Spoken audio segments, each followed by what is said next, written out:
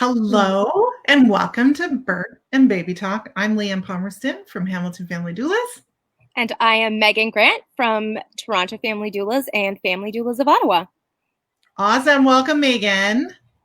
So I feel like I never see you anymore. So like this every once in a while is kind of nice to reconnect.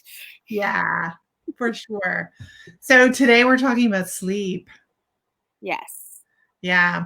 And I don't know about you, but I'm not even pregnant or have a newborn, and I often have sleep problems. So I think anybody can probably benefit from all of the things we're going to talk about today. But yeah.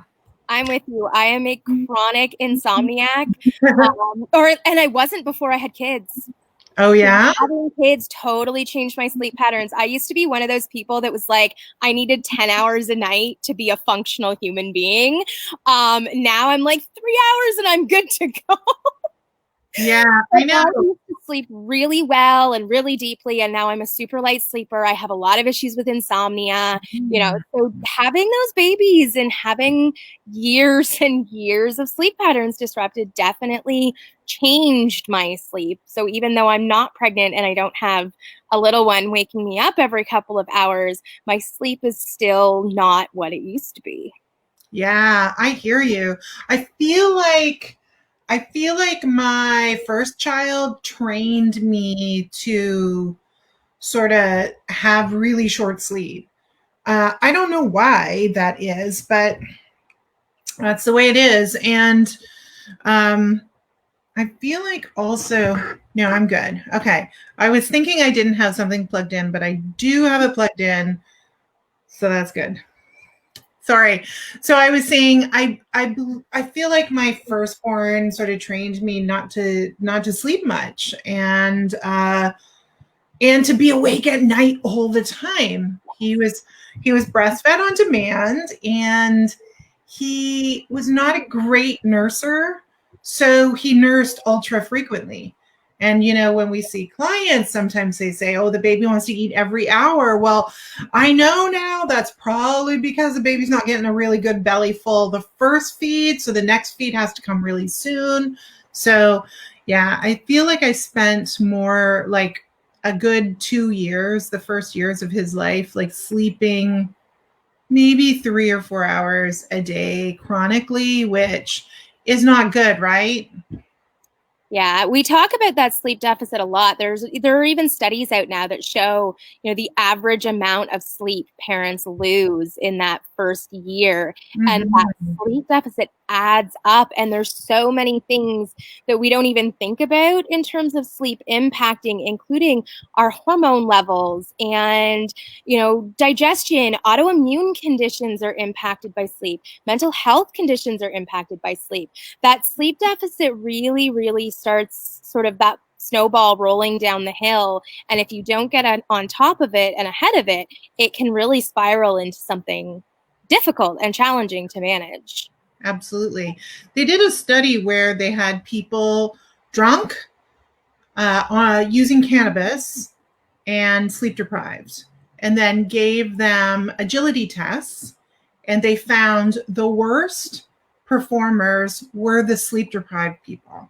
There was another study that came out a few years ago that showed the average sort of sleep deprived parent is as dangerous driving as texting while driving, because the brain can't compute at the appropriate speeds. So you're distracted just from being sleep deprived. And we can't exactly tell new parents to never get behind the wheel of a car. They have baby well checks. They have their own follow-ups. Isolation is hard enough with a newborn, especially now. I mean, now is a whole other kettle of fish, but generally speaking, we can't ask parents to isolate themselves more. So we really need to find a different way of sort of getting ahead of that sleep deprivation and that sleep deficit. Absolutely. And we know, let's talk a little bit about sleep for adults. The reason why you get sleepy, I think this stuff is kind of super fascinating. So we build up during the day, we build up sleep pressure. And what sleep pressure is essentially your brain as your brain processes all the information it has to process all day long and run your body and everything, it sheds off toxins, right? Like it uses up energy, it uses up resources, and then it sheds out the used up bits, which we call toxins. I don't want anyone to think that their brain is toxic, but this is just the scientific language that we're using. So your brain builds. These aren't the toxins that you clear out by doing like a juice cleanse or anything like that. Not what we're talking about. No. You can't juice cleanse this one away. So what happens is your brain has all this waste product, right? And as the waste product builds up, you become more and more tired, which is why, let's say you spent the day on a road trip and all you did was drive for like 4 hours around the country. Sorry, I've got homeschooling kids right now who are totally off on their schedule. So let's say that you were driving around on a road trip and you were the passenger. So all you did was, we lost Meaghan, but I'm going to tell you folks, all you did was actually just take in the sights. And maybe you were reading a map. Maybe you were just doing a little searching to find a really great restaurant to stop in at. That's all you did during the day. What you'll find is late in the afternoon or in the evening, you're going to start to feel really tired. You're going to get the yawns. You're going to start maybe feeling like you could nod off. And you didn't really do very much, but your brain did a lot of work, right? So you're taking in the sights. You're doing a lot of thinking. You're going, ooh, look at that house. And oh my gosh, that mountain range is beautiful. And then after taking all that in, you just feel so tired, right? It's the funniest thing that sightseeing is so tiring, but it's the same thing with school or anything that forces us to use our brains a lot. That tires us out a lot because our brains are working like crazy and shedding off all this waste product. In order to get rid of the waste product in our brains, we have to sleep.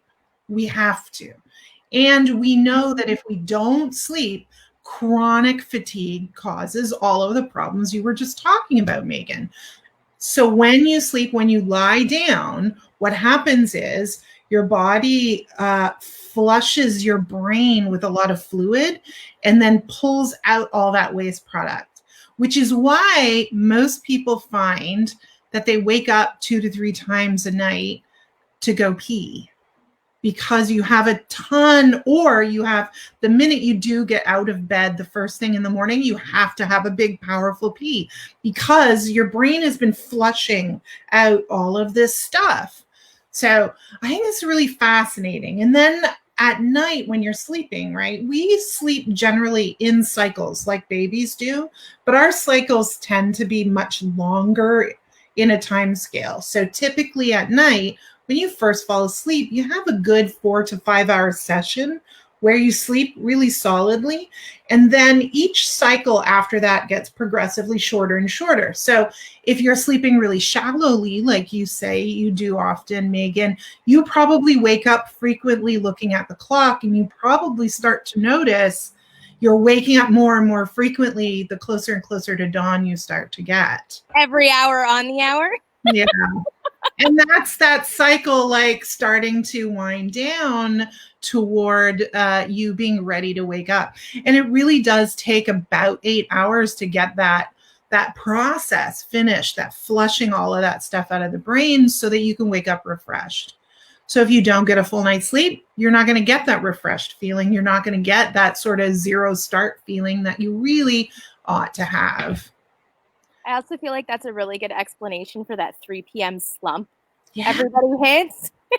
Where you get to that point in the day where you're like, my brain is just not taking in any more information at this point. Exactly.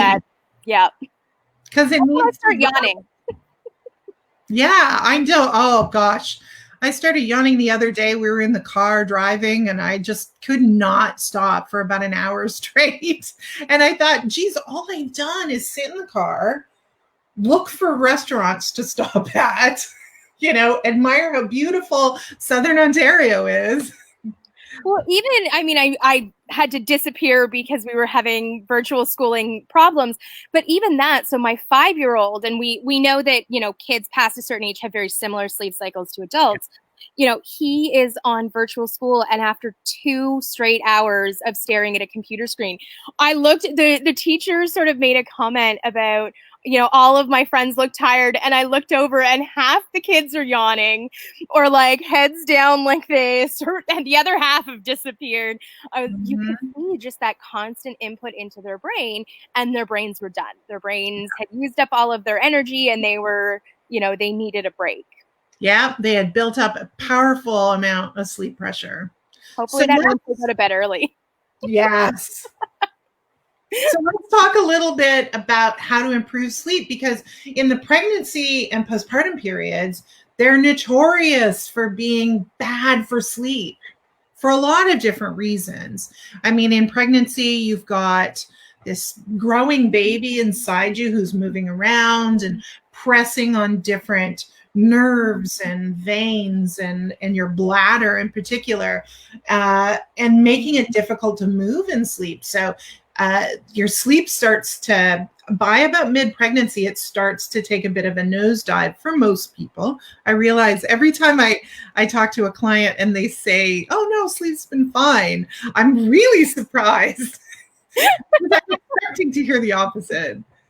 And then, of course, in postpartum, right? Yes, when there's somebody keeping you up. Yes, exactly. Waking every hour and a half to 2 hours to eat something. And what I mean, I remember that sleep deficit because it was only 5 years ago for me. So I still remember it very vividly. The hardest part for me was the mid-sleep cycle wake up, because my sleep cycle and baby's sleep cycle looked nothing alike. And so I was being pulled out of some of the deepest sleep in the middle of that sleep cycle. And then it was really hard to fall back to sleep. And that disruption made it even worse, is because it wasn't when I was naturally coming out of a sleep cycle. Yeah, exactly. And so, like, let's take a look at some ways we can improve sleep. So one of the first things everybody always thinks about when they look at improving sleep is removing caffeine from their diet. So the recommendation is, if especially if you're caffeine sensitive, I know half of the world says, oh no, caffeine doesn't bother me at all. But I promise it's still there. Like if you drink a cup at noon, it's still in your system a good 8 hours later or more sometimes. So trying not to drink caffeine-based drinks, whether that's coffee or coffee-esque drinks, so that frappe that has a shot in it, soda or tea, or that yummy cold brew or something. Those are still forms of coffee. So taking that caffeine out of your diet afternoon is definitely going to start helping your body just not have that problem of dealing with the caffeine when it comes to getting ready for bed. The other thing is making sure you get plenty of water. So water also is so vital to the process of washing out all of that waste product in your brain, that having lots of fluids in your system is also going to help you sleep in a deeper way. And then you want to think about timing of sleep. So for a lot of people say that they can survive on 4 or 5 hours, but the reality is what you're doing is you're just learning to live with a chronic deficit, and that's not necessarily great. So try to aim for 8 hours, and in trying to aim for 8 hours, schedule in 9 to 10 hours in bed. So I know a lot of people think, oh, I got to get up in the morning. I'll go to bed at midnight so I can wake by 7 or 8 in the morning. But you really do need a little extra time in bed, because you have to factor in how long it might take you to sleep. You might want to factor in a few minutes of lying in bed, sort of allowing yourself to wake up, and then the times overnight when you're waking, going to the bathroom or flipping over, fluffing your pillow, and all those things. If you build in a little extra time, you're going to get as close to that ideal 8-ish hours as possible. And I feel like that's one that a lot of parents are guilty of. And I'm sure the reason why is one of your next upcoming tips. But I can't tell you the number of parents I know, myself included, who go lie down in bed and start scrolling social media. Well, absolutely. Like staying off social media at night is so important. We have just become an entire society addicted to our phones, and our phones are so designed to hook us in and just constantly wishing we can refresh just to see what interesting thing did Meaghan post. I want to see, did Nothing that interesting. Or maybe I'm winding down, so I just want to scroll through Instagram and look at pretty pictures for a while, just mindlessly. Or, using that time to check in on our extended network of friends and internet friends and things, right? Like just seeing what's going on with them. So we feel like we're touching into their lives a little. I get it. But at night in bed, that is really going to kill the sleep. And if you don't have your phone, I don't even have my phone on me right now. I'm such a good girl. I don't either. But if you don't have your phone shifted with your blue light off and your yellow or red filter on for night sleep, then what you could be also doing is messing up the hormones in your body by suppressing the oxytocin and the melatonin, which are the hormones that help you feel calm and relaxed and sleepy. So what you can do instead is get some bright light exposure during the day. And studies show that for people who suffer from insomnia, if you get 2 hours of bright light exposure, and we're talking sunlight, so it's got to be UV-based lighting, and just a caveat, you can't get that by sort of being in next to a sunny window for a couple of hours, because windows are made with UV blocking factors in them. So you got to really get out into the sun or buy an actual UV light designed to give you that biofeedback. And what that will do is if you get that light during the early part of the day, so hopefully we're looking at morning to around noon, then that can actually perk you up a lot. And especially if you're feeling sluggish or if it's winter, us here in North America in the winter, our UV exposure goes way down in the winter, and we end up with a lot of mood disorders happening at that time. So we can help to head off a lot of that stuff by getting some great light exposure, and then get back outside for 15 minutes or so in the late afternoon and get some late afternoon sun exposure. That sun exposure is going to be kind of red shifted, and there's a particular quality to that light that causes your body's melatonin to start producing. So you can, instead of taking supplements, all you've got to do is get into that, that late afternoon, evening, sunsetty sunlight kind of thing, and which is usually quite beautiful and warm feeling. So that's always really nice, but that's a really important one. I forgot to mention one of the tips that I have for people. We were talking about pregnancy. In the postpartum period, when you might go to sleep at 11 o'clock, but for sure sometime around 12:30 or 1 that baby is waking up, will want to nurse, or will just need like a bottle or a diaper change. So you can't, what your focus is not on necessarily lengthening how long you're sleeping and how deeply you're sleeping during those sessions, but more trying to get as many hours of sleep as possible together. One thing we often recommend is sort of starting banking your 8 hours of sleep starting at what your normal bedtime is, right? So what time do you normally go to bed? Okay. I'll say 11 and I'll be generous to myself. So you go to bed at 11, right? And then some little person needs you at around 1 in the morning. So you may have gotten about an hour and 3/4, let's say, of sleep before somebody wakes you up. So that's your first hour and 3/4.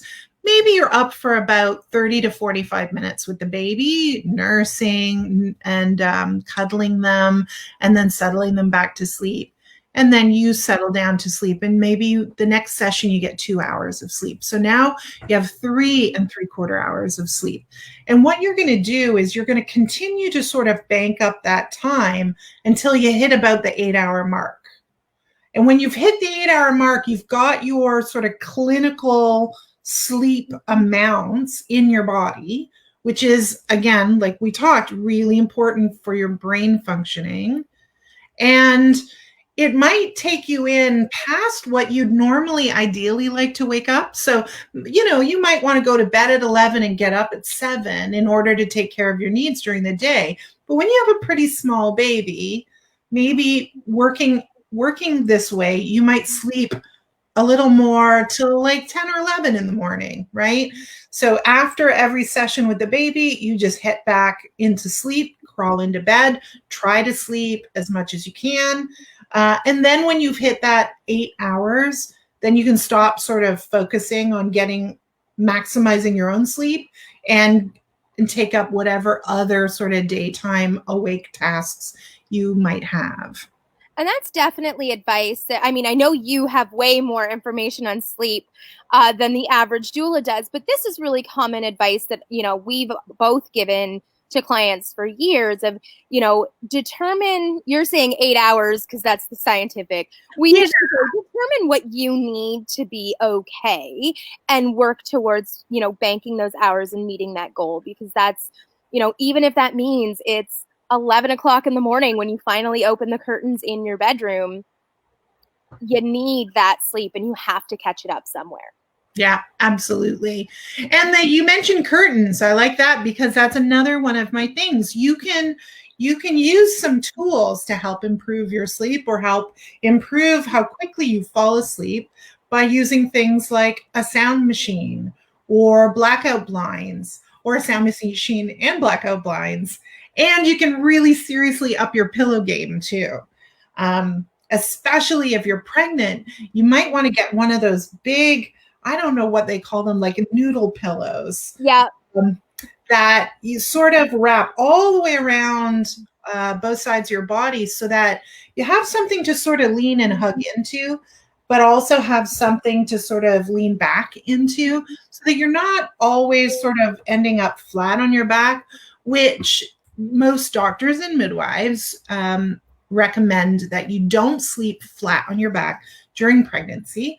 So a pillow like that can help really make you feel nice and snuggly and improve the quality of your sleep over. I totally used my pillow for years. Yeah. Like, way beyond pregnancy. And in fact, I think I was like 18 months postpartum with my second, and I bought another one because my original was starting to get kind of gross. I was like, nope, I definitely need a new one.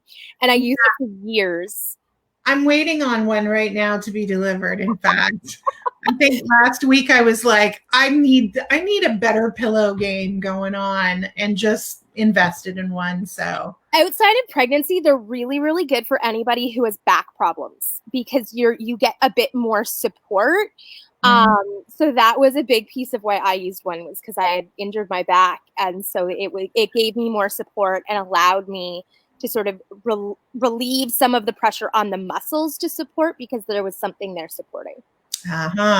Very good point. Which is really important, because who doesn't have a pain back during pregnancy?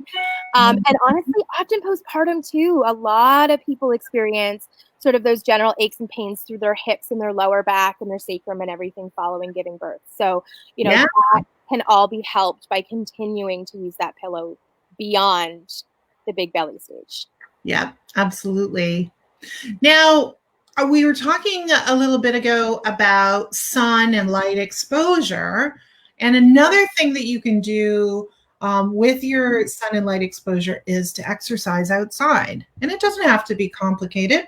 It can be simply a walk. And in the postpartum period, this is going to be fantastic because I think most people hit a certain point where they're like, what do we do all day with this baby?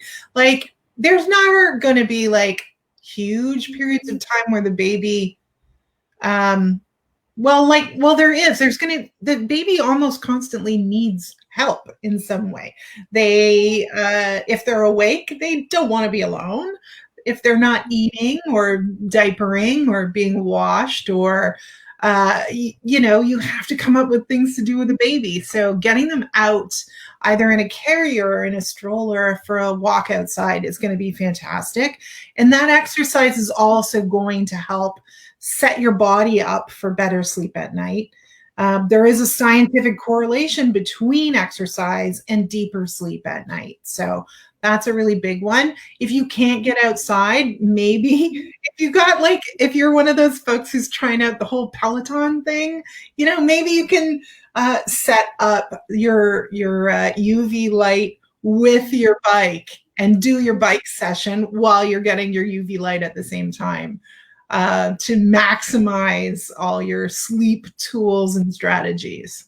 I'm also going to point out that anybody who has had babies knows that babies who have been outside for a couple of hours sleep better. And key ingredient to postpartum sleep is your baby also sleeping.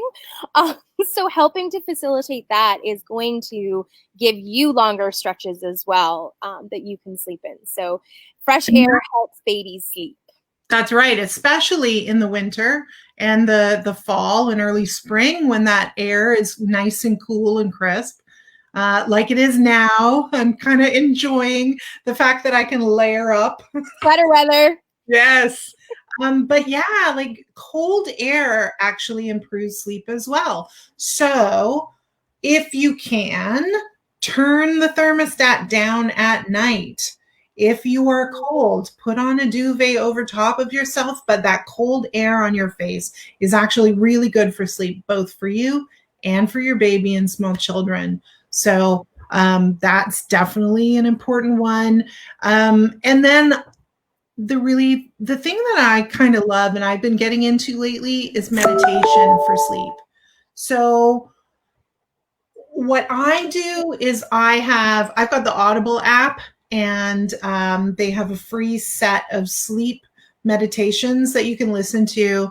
I think Sean P. Diddy Combs, whatever his name is these days, whatever he wants to call himself, he actually narrates the first of them, which I think is kind of interesting.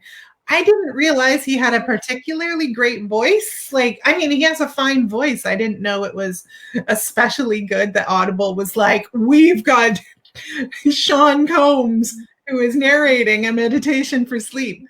But he does, and there's a number of them. My favorite is, oh my goodness, my brain just went blank. Loving kindness meditation is my favorite, where you kind of wish peace and happiness on the people around you.